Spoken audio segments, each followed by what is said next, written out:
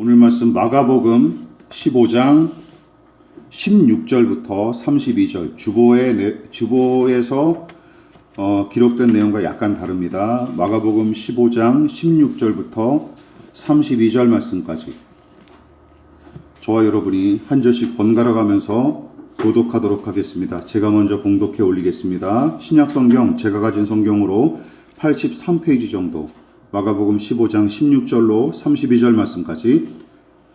군인들이 예수를 끌고 브라이도리온이라는 뜰 안으로 들어가서 온 군대를 모으고 예수에게 자색옷을 입히고 가시관을 엮어 씌우고 격리하여 이르되 유대인의 왕이여 평안할지어다 하고 갈대로 그의 머리를 치며 침을 뱉으며 꿇어 절하더라. 희롱을 다한 후 자색옷을 벗기고 도로 그의 옷을 입히고 십자가에 못 박으려고 끌고 나가니라. 마침 알렉산더와 루포의 아버지인 구레네 사람 시몬이 시골로부터 와서 지나가는데 그들이 그를 억지로 같이 가게 하여 예수의 십자가를 지우고 예수를 끌고 골고다라 하는 곳, 번역하면 해골의 곳에 이르러 모략을 탄 포도주를 주었으나 예수께서 받지 아니하시니라. 십자가에 못 박고 그 옷을 나눌세 누가 어느 것을 가질까 하여 제비를 뽑더라. 때가 제3시가 되어 십자가에 못 박으니라. 그 위에 있는 죄패에 유대인의 왕이라 썼고 강도들을 예수와 함께 십자가에 못 박으니 하나는 그의 우편에 하나는 좌편에 있더라. 지나가는 자들은 자기 머리를 흔들며 예수를 모욕하여 이르되 아하 성전을 헐고 사흘에 짓는다는 자여 네가 너를 구원하여 십자가에서 내려오라 하고 그와 같이 대제사장들도 서기관들과 함께 희롱하여 서로 말하되 그가 남은 구원하였을 때 자기는 구원할 수 없도다. 다같이 이스라엘의 왕 그리스도가 지금 십자가에서 내려와 우리가 보고 믿게 할지어다 하며 함께 십자가에 못 박힌 자들도 예수를 욕하더라. 아멘. 그다지 아멘하고 싶지 않은 말씀인데 우리 같이 말씀의 제목을 읽어보도록 하겠습니다. 시작. 넘겨지고 못 박히신 예수님. 넘겨지고 못 박히신 예수님이라는 제목으로 하나님 말씀 전하도록 하겠습니다. 제가 이 말씀은 한 달 전부터 계속 묵상하고 준비했던 말씀인지라 좀 더 애착이 가는 것 같습니다. 잘 들어주시고 어떤 의미가 있는지 함께 살펴보는 시간 갖도록 하겠습니다. 사복음서에 기록된 예수님의 고난과 죽음에 관한 내용은 진지하게 성경을 읽어본 독자라면 대개 두 가지 이유로 당혹감을 느낄 것입니다. 우선 적극적으로 예수님을 음해하고 해코지했던 종교 지도자들은 차치하더라도 마치 처음부터 예수를 잡아 죽이기로 작정한 것처럼 아우성치는 이 사람들의 모습이 독자들에게 당혹감을 안겨줍니다. 그들은 연쇄살인마나 전문 사기범을 대하듯이 주를 향해 욕과 저주를 퍼부은 것은 물론이고 심지어 흉악한 범죄자로 취급하며 십자가에 못 박아 죽이라고 소리를 질러댑니다. 진실을 추구하고 공의로 판단하기는커녕 선동에 휘둘리기 쉬운 인간의 나약함, 연약함이 여기서 잘 드러납니다. 또한 그로 말미암은 군중 심리의 부작용과 폐해도 여실히 드러나죠. 이처럼 대중의 판단이 다 옳은 게 아닙니다. 예수님을 십자가에 못 박아 죽이도록 결정한 방법 중 하나가 무엇입니까? 투표와 다수결입니다. 투표와 다수결. 무엇보다 군중 심리를 자극하려고 무리를 선동했던 대제사장들을 비롯한 종교 지도자들이 마귀의 앞잡이 노릇을 톡톡히 해낸 진정한 원흉들인 셈이죠. 저는 이 부분을 읽다가 창세기 3장의 타락 이야기가 고스란히 재현되는 것을 보았습니다. 뱀의 모습으로 나타난 마귀가 아담과 하와를 꼬드겨서 하나님의 명령을 어기게 했듯이 선동에 노란한 군중은 그들의 조상과 똑같은 잘못을 저질렀고 율법을 내세웠던 종교 지도자들은 도리어 원수 마귀처럼 무사람을 미혹하여 죄악으로 떠미는 중입니다. 마치 창세기 3장의 타락 이야기가 여기서도 고스란히 재현되는 것 같아요. 이처럼 예수님의 고난과 죽음을 둘러싼 이야기들이 타락한 인간의 추악함과 부조리를 아주 명확하게 보여주죠. 또한 성경의 독자들이 이 부분을 읽다가 당황하기 쉬운 이유는 이것 때문입니다. 너무나 무기력하고 소극적인 예수님의 모습 때문이죠. 주께서 이렇게까지 사람들에게 질질 끌려다닌 적이 있었습니까? 또한 시비를 거는 사람들 앞에서 이토록 유약한 모습을 보인 적도 없었어요. 그러니까 겟세마네 동산에서 기도하실 때와 무리에게 사로잡혀 가실 때까지는 평소의 의연함과 당당함이 어느 정도 엿보였기에 의아할 필요도 없었습니다. 그러나 오밤중에 끌려가 산헤드린 공회에서 재판받으실 때부터는 그야말로 잠잠하고 연약한 어린 양처럼 무기력한 모습으로 일관되십니다. 특히 이 복음서의 저자인 마가가 예수님의 그 모습에 더욱더 집중하죠. 물론 예수께서 연약하고 무기력하게 사람의 손에 끌려다녔던 이야기가 성경에 아예 등장하지 않는 것은 아닙니다. 여러분, 어디서 찾아볼 수 있을까요? 예수님께서 사람의 손에 이끌려서 이렇게 다니는 모습들, 수동적이고 피동적인 모습의 예수님을 어느 부분에서 찾아볼 수 있습니까? 바로 첫 성탄의 이야기죠. 성령을 통해 마리아에게 잉태되었다가 태어나셨고, 그리고 요셉과 마리아의 손에 이끌려 학살을 피해 다니신 예수님의 이야기, 바로 이 이야기가 바로 예수님의 고난과 죽음의 이야기가 매우 흡사하게 흘러가요. 그러므로 예수님의 이야기는 탄생과 죽음의 양상이 대칭을 이룬 것처럼 보입니다. 어린 아기로 태어나셨고 어린 양으로 잡혀서 돌아가시죠. 그러나 우리는 지금 다른 복음서가 아니라 마가복음의 기록을 살펴보는 중이에요. 여러분, 마가복음 1장을 떠올려 보십시오. 요한복음과 마찬가지로 예수님의 탄생에 관해 기록조차 하지 않고 있습니다. 마가복음은 오로지 예수 그리스도의 공생에 초점을 맞추고 단도직입적으로 세례 요한에게 세례받으신 일부터 시작하죠. 그러니까 마가복음 1장부터 겟세마네 동산에서 기도하신 이야기를 기록한 14장 42절까지 예수님은 줄곧 당신의 의도대로 말씀하셨고 작정하신 대로 행동하셨습니다. 아무에게도 거리낌이 없었고 누구의 눈치를 본 적도 없으십니다. 아래로는 유대인들이 죄인으로 여겨 괄시했던 세리들과 창녀들을 인간적으로 대하셨고, 저주받은 자로 여겨서 아예 멀리했던 나병 환자들이나 귀신 들린 자들조차 예수님은 기꺼이 만나 고쳐주시고 환대해 주셨어요. 오죽하면 유대인들이 예수님의 별명을 뭐라고 붙였어요? 먹보와 술꾼으로 붙였겠습니까? 마태복음 11장 19절을 찾아보세요. 먹고 마시기를 탐하는 자다. 요즘 말로 하면 먹보와 술꾼이라고 예수님의 별명을 지어준 거예요.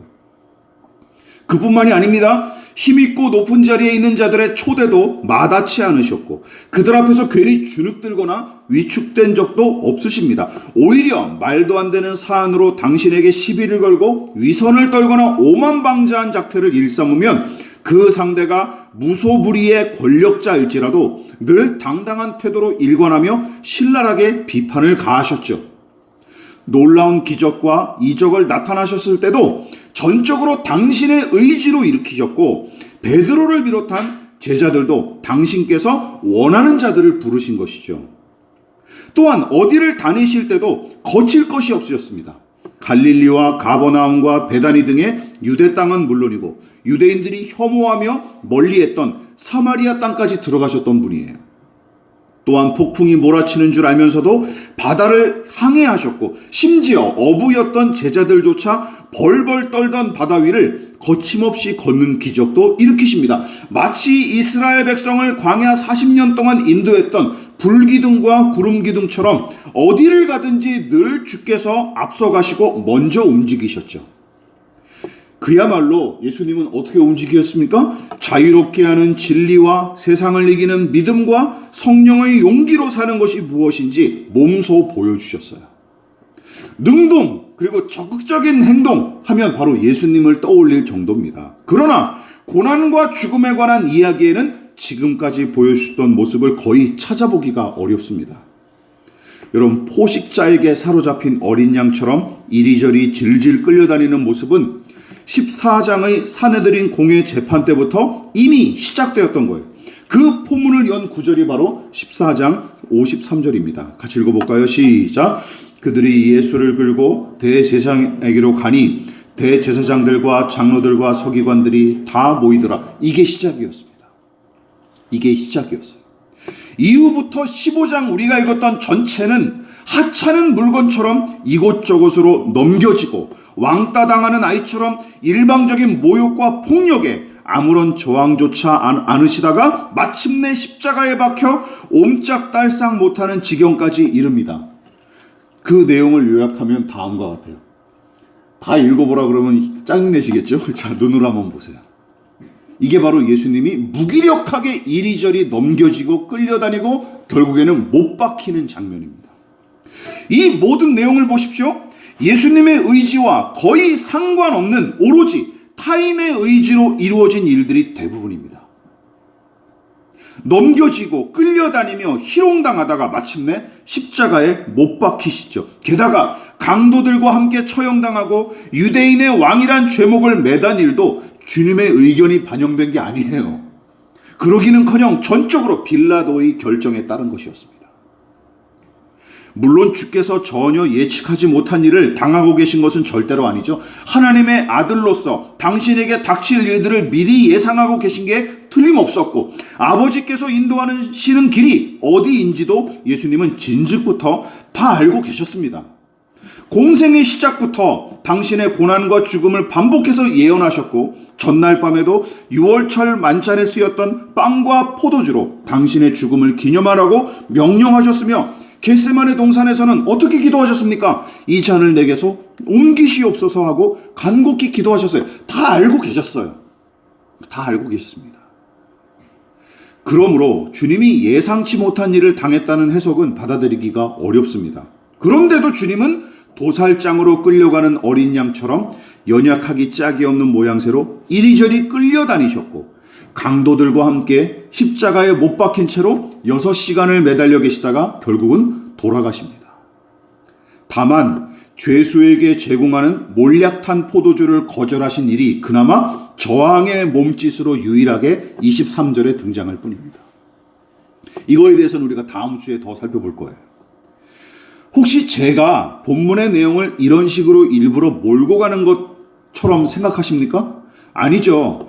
십자가 사건에 대한 사도 바울의 생각도 설교자와 별반 다르지 않습니다. 뭐라고 얘기했어요? 고린도후서 13장 4절 시작. 그리스도께서 약하심으로 십자가에 못 박히셨으나. 십자가에 어떤 상태로 못 박히셨대요? 약하셔서 달리셨대요. 말 그대로 그리스도께서 약하시기 때문에 십자가에 못 박히셨다라는 뜻입니다.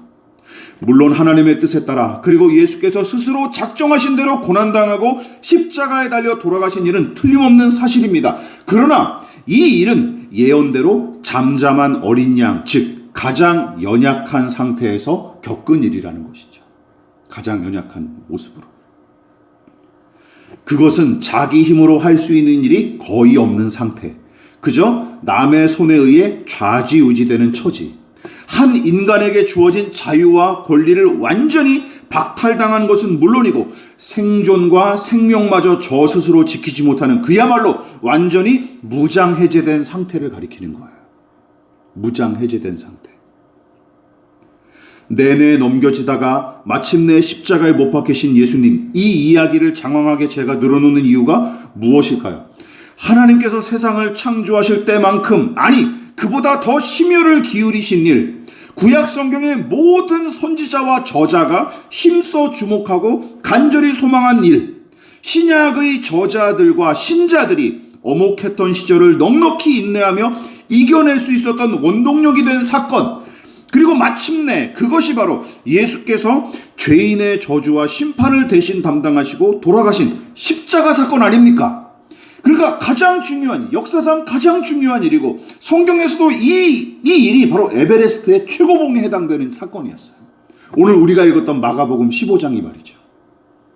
그런데 성경과 인류 역사를 통틀어 가장 중요하고 위대한 일이 거센 풍랑을 잠잠케 하고 무수한 귀신을 쫓아내며 도시락 하나로 5,000명을 먹이는 등의 큰 능력을 발휘함으로써 이루어지지 않았다는 사실을 우리는 주목해야 됩니다. 여러분, 능력을 발휘하셔서 죄인을 구원하신 게 아니라는 사실을 기억하세요? 여러분 또한 죄악과 어둠으로 가짜왕 행세하는 사탄의 시험을 이기고 마침내 죄인을 구원하신 일이 천군 천사들을 동원하여 사탄과 그의 졸개인 귀신들에게 불화살을 날리는 식으로 대규모 전쟁을 일으켜서 이루어진 것도 아니라는 것이죠. 예수께서 놀라운 기적을 일으키시며 두각을 드러내시고 무수한 사람에게 환대받았던 순간도 아닙니다. 쉽게 말해 가장 강하실 때가 아니라 가장 약하실 때, 가장 존경받고 환대받았던 순간이 아니라 가장 낮은 자리에서 모두에게 손가락질 당했던 순간에 구원과 승리를 이루십니다. 누구에게도 얽매이지 않으시고 누구 앞에서도 비굴한 적이 없으셨던 때 하나님의 뜻을 성취하고 그때 죄인의 구원을 완성하신 게 아닙니다. 사기꾼과 양아치와 다를 바 없는 자들에게 이리저리 넘겨지고 마침내 십자가에 달려 옴짝달싹 못하시며 고통당하셨을 때 마침내 온갖 저주와 심판을 대신 담당하시고 싸늘한 주검이 되셨을 때 예수님은 하나님의 뜻을 완성하시고 죄인의 구원을 이루십니다. 여러분 이게 중요해요. 같이 읽어볼까요? 시작. 가장 위대한 일이 가장 약할 때, 가장 소중한 일이 가장 비천할 때 이루어진 셈입니다. 죄인을 살리려고 당신은 죽었으며 죄인을 높이려고 당신은 낮아지셨습니다.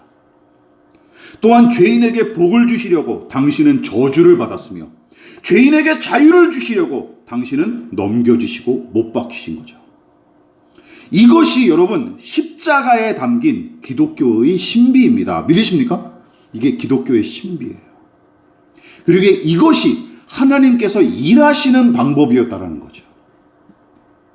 우리 믿는 자들은 넘겨지고 못 박힘으로써 가장 큰 하나님의 뜻을 이루시고 모든 죄인의 구원을 이루신 예수님을 필히 마음에 새겨야 마땅합니다. 왜냐하면 하나님의 뜻이 성취되는 가장 위대한 일과 죄인을 구원하는 가장 값진 일이 약함과 낮음과 넘겨짐과 못 박힘과 죽음으로 완성됐기 때문이죠. 이것이 죄의 생리에 사로잡힌 우리에게는 불편하고 불쾌한 일일 수밖에 없습니다. 왜냐하면 우리의 본성과 부대끼니까. 우리는 자꾸만 성공하고 더 큰 힘을 갖고 더 높은 자리에 올라서 뭔가 실력을 발휘해서 구원할 수 있는 것 같고 그리고 다른 사람들을 행복하게 할 수 있을 것 같은 생각이 들잖아요. 그런데 성경은 정반대로 가고 있다니까요. 그리고 예수님은 정반대의 방법으로 우리를 살리시고 우리에게 복을 주십니다. 불신자들은 물론이고 신자들조차 위대한 일과 값진 일을 자꾸만 거대한 일과 큰 힘에서 찾기 일쑤죠. 또한 오늘날 누가 넘겨지고 못 박힌 삶을 바랄까요? 게다가 요즘은 어디에 얽매여 살아가거나 남의 뒷바라지나 한다면 당장이라도 시대에 뒤처졌다고 빈정대거나 모자란 사람으로 취급할 것입니다. 그렇지 않습니까? 요즘 다 그렇잖아요. I love me, 나를 사랑하라. 이게 요즘의 모토잖아요. 유럽은 심지어 수동적인 삶이나 주목받지 못하는 삶 자체를 혐오하는 시대입니다. 혐오하는 시대. 악으로 규정하는 시대예요. 신앙적인 표현으로 이야기하자면 이런 거죠. 귀신 들린 자와 병든 자를 고치시고 풍랑을 잠잠케 하시는 등의 놀라운 기적을 일으키고 큰 능력을 발휘하신 예수의 행적은 매우 위대하고 값지다며 추켜 세우는 것입니다. 그러나 잠잠한 어린 양처럼 넘겨지고 무기력하게 십자가에 못 박히신 일은 그저 아버지의 뜻을 이루고 죄인을 구원하기 위한 그냥 고통스러운 과정 정도로 여기는 거예요. 고통스러운 과정. 어쩔 수 없는 고통스러운 과정 정도로만 여기는 거죠.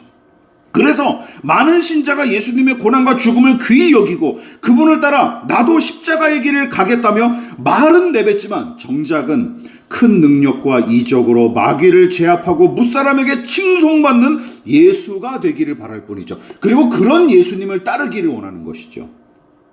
여러분, 종려주일과 고난주간의 예수, 즉 점점 더 낮아지고 고통당하다가 마침내 십자가에 달려 무기력하게 죽는 예수는 닮고 싶지도 않을 뿐더러 구주로 섬기거나 따르고 싶지도 않은 게 솔직한 많은 신자들의 속내 아닙니까? 저와 여러분들의 계산 아닙니까? 그게 십자가에 고난당하시고 죽으신 예수님은 우리가 존경하고 그리고 우러러봐야 될 대상이지만 나는 그렇게 살고 싶지 않다라는 것이죠. 그렇지 않습니까? 오히려 종려주일 이전의 예수와 그 능력이 우리에게 필요한 거예요. 예수님도 예수님의 전체가 아니라 그 일부의 예수님만 필요한 거예요. 능력을 발휘하고 기적을 일으키신 예수님, 사람들에게, 무수한 사람들에게 환대받던 예수님이 나의 예수님이 될 자격이 있는 거예요. 고난당하고 죽어가고 못 박히신 예수님은 솔직히 필요 없는 거죠. 필요 없는 거죠. 괴상한 기독교 신앙이 아닐 수가 없는 것입니다. 그러나 본문은 가장 낮고 천한 자리에서 가장 연약하고 보잘것없는 모습으로 능동적인 선택과 적극적인 행동이 아닌 넘겨짐과 못박힘으로 그야말로 피동태와 수동태로 충만했던 그날에 가장 위대하고 값진 일이 일어났다고 분명하게 선포하는 것입니다. 그렇기 때문에 구레네 사람 시몬의 이야기가 뜬금없이 삽입된 게 절대 아니에요. 누가 등장합니까? 14장 21절 시작. 마침 알렉산더와 루포의 아버지인 구레네 사람 시몬이 시골로부터 와서 지나가는데 그들이 그를 억지로 같이 가게 하여 예수의 십자가를 지우고, 유명한 이 구레네 사람 시몬이 등장하죠. 여러분, 십자가 형틀의 가로대 무게는 성인 남자조차 버거워할 만큼 너무나 무거웠던 까닭에 이미 고문당해서 진이 다 빠진 죄수가 형장까지 도착하지 못하는 사태를 미연에 방지할 요량으로 로마 군인이 유대인 중에 지목해서 그 형틀을 대신 짊어지게끔 조치하는 법이 있었어요. 거기에 누가 걸린 거예요? 구레네 사람 시몬이 걸린 거예요. 21절에 등장하는 구레네 사람 시몬이 로마 군인의 지목을 받아 그 일을 불가피하게 떠맡게 된 것입니다. 불가피하게 떠맡게 된 거예요. 그가 예수님을 사랑했습니까? 아닙니다. 아니, 예수님을 불쌍히 여겼을까요? 그런 것도 기록이 없어요. 그냥 재수없게 걸린 거예요. 그러니까 재수없게 구경하다가 걸린 거예요. 로마 군인은, 야, 네가 예수의 십자가를 대신 져라. 예수님에 관한 영화를 보시다 보면 그 내용이 잘 드러나 있어요. 그러면서 이 구레네 시몬을 맡은 배우가 이렇게 하죠. 나는 이 사람과 아무런 상관이 없고 나는 저주받은 사람이 아니니까 침을 택택 뱉고 십자가를 대신 지죠. 그 장면이 제가 참 인상 깊더라고요. 저는 이 사람과 아무런 상관이 없고 저는 죄인이 아닙니다 하고 침을 탁 뱉은 다음에 그 다음에 예수의 십자가를 건네서 자기가 짊어지더라고요. 잘 표현한 것 같아요. 네. 여러분, 다시 한번 말씀드리지만 그는 예수님을 사랑하거나 불쌍히 여겨서 자원한 게 아닙니다. 속된 말로 재수없게 걸린 케이스예요. 본문에서도 군인들이 시몬에게 억지로, 즉 강제로 십자가를 지었다고 기록합니다. 그러나 기억하십시오. 놀랍게도 주님의 십자가를 대신 짊어졌던 이 구레네 사람 시몬이야말로 예수님을 잠시나마 쉬게끔 돕고 골고다를 향해 주님과 동행한 유일한 사람이 되어버렸습니다. 믿으십니까? 여러분, 이게 바로 우리 신앙의 신비예요. 우리 신앙의 신비입니다. 이 사람이야말로 이 말씀을 고스란히 재현한 최초의 사람이 되었습니다. 같이 읽어볼까요? 시작. 누구든지 나를 따라오려거든 자기를 부인하고 자기 십자가를 지고 나를 따를 것이니라. 여러분, 구레네 시몬이 바로 이 말씀을 최초로 실천한 사람이에요. 자기를 부인하지 않았습니까? 어쩔 수 없이. 야, 내가 지기 싫지만 그래. 무서우니까 그냥 지자. 저 사람 조금 불쌍하니까 내가 짊어지고 가자라고 했던 것이죠. 그리고 예수님을 그 처형 골고다 언덕까지 끝까지 따라갑니다. 이 가르치신 말씀을 몸소 실천한 최초의 인물로 후세에 남겨지는 영광을 얻게 되는 것입니다. 그리고 이 자녀들이 훗날 사도 바울의 서신서에 등장하죠. 믿음의 가족으로. 극악무도한 짓을 저지른 죄인처럼 군인의 명령에 따를 수밖에 없는 약자로서, 그리고 넘겨받은 무거운 형틀을 억지로 짊어졌을 뿐이지만 가장 값지고 위대한 역할을 한 사람으로 등장합니다. 저는 본문을 오랜 시간 묵상하고 이 원고를 준비하면서 저희 가족과 교우 여러분들이 떠올랐습니다. 그리고 제가 아는 모든 사람을 떠올리지 않을 수 없었습니다. 왜요? 사람과 일에 얽매여 사느라 매일 전쟁을 치르고 자기 개발이나 자아 실현 등은 동화처럼 여기며 살아가는 사람들이 너무나 많죠. 특히 많은 신자가 직장과 가사노동과 자녀 양육과 생계 등의 얽매인 삶을 보잘것없는 인생으로 치부하는 것은 물론이고 심지어 믿음을 배반한 것처럼 자책하기 일수인 모습을 제가 너무나 많이 목격해왔기 때문입니다. 저도 예전에 그랬었고요. 야, 내가 이렇게 살아가다가 하나님의 뜻에 부합해서 내가 이렇게 얽매여 살아가는 것이 하나님의 뜻에 부합한 삶일까? 내가 과연 이게 가치 있는 일일까? 라고 고민과 의심을 많이 했던 것이죠. 게다가 신앙을 빙자하여 자아실현과 자기만족을 최우선으로 삼고 맹렬히 추구하는 신자들은 자기의 유익을 구하지 말고 남의 유익을 구하라 하고 요구하는 복음의 정신과 십자가의 도마저 악으로 규정해버리는 시대 아닙니까? 요즘 교회는.